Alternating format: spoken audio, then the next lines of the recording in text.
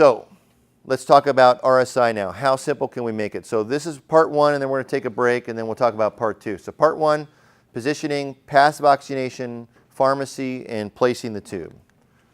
Part two, we're going to confirm the tube and manage the vent. Okay, so positioning. So Lee mentioned earlier the different axes that are involved.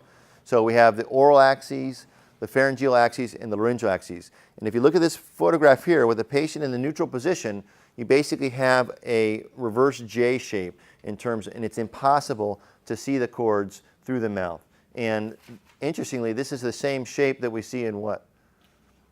Our video laryngoscope blades, because essentially they're designed to try to get around that neutral position airway. But if we do something simple, we just extend the neck and lift the chin. Not extend the shoulders, not hyperflex the neck. Extend the neck and lift the chin, which basically means pressure on the occiput to flex the neck forward and then raise the chin up. All three axes line up, and you can see the cords at arm's length. Okay, and that's the ideal position we want to get patients to. Again, no towels behind the shoulders in a normal-sized person.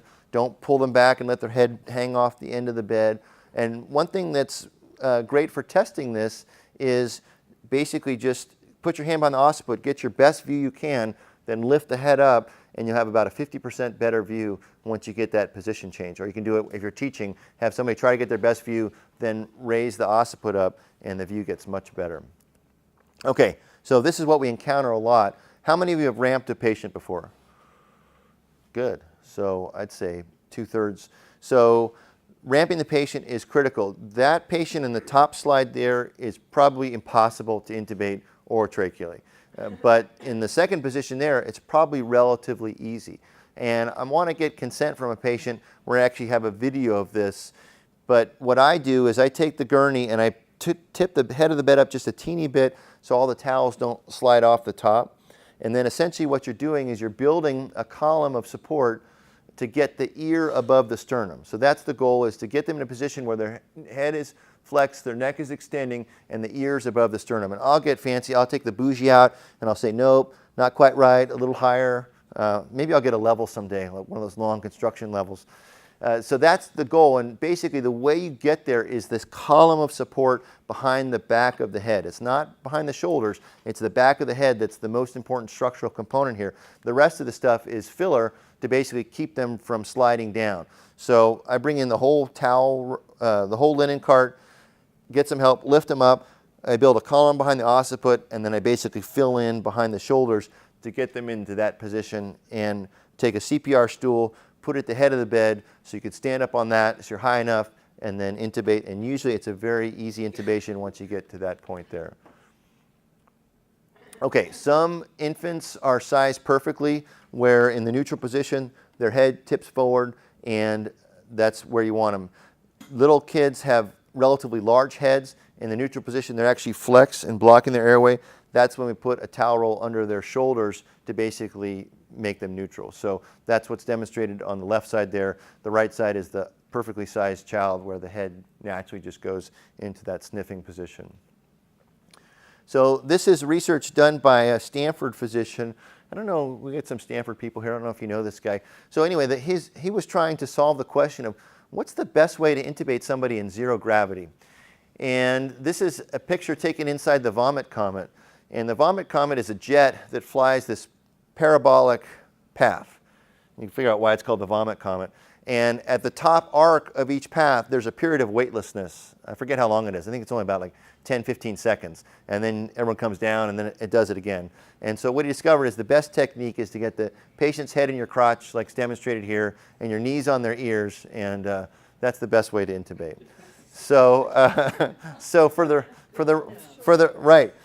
rest of us down here on Earth in normal gravity, there's a couple things that are important. One is the patient needs to be all the way up at the top of the bed. How many times have you had to lean over to reach the patient? You want the patient all the way so that the top of their head is at the top of the bed. And the next thing is try this. Raise the bed way up so that their head is at your sternum. This is much more mechanically efficient to intubate here than to intubate here. So try that. Have them bring the patient way up so literally their head is sitting right at the base of your sternum, and you're working in this space right here with your back essentially upright. So when they have the C-collar, we can't get them into this great position we've been talking about. So what are we going to do there? Well, so I have the poor ED tech is on their knees, and their hands are up like this, and they're holding the neck, and I think all this stuff is smoke and mirrors. I don't think there's any medical benefit to this, but we do this kabuki dance just so we can document manual stabilization of the C-spine. And one technique that some of you may use is have somebody come from the foot side and lean over the chest and stabilize that way. I think that's probably less uncomfortable for whoever's doing it, but I don't think either technique is very effective because, as we know, if we can't see the airway, we're lifting that person off the table as we crank on that laryngoscope to see the view there. Now, some people say that this is the role for video laryngoscopy, that potentially there's less manipulation of the cervical spine if we use video laryngoscopy, and we'll talk about that when we talk about video laryngoscopy. Okay, so that's positioning. Any questions on positioning? I'm glad to see a lot of you have a ramp. Has anyone purchased, there's a commercial device that you inflate that actually makes a ramp. Has anyone ever tried that, or no? Me neither. Just you probably will get to it later, but in the C-spine patient, that's where bimanual laryngoscopy becomes huge. Essential. Yeah. Because since you can't do other things to manipulate the position of the airway, having your right hand on the larynx to be able to position that better to give you a better view is essential. Absolutely. So one technique with that neutral spine, that external manipulation of the larynx that you are doing yourself, is really effective, about the only tool we have.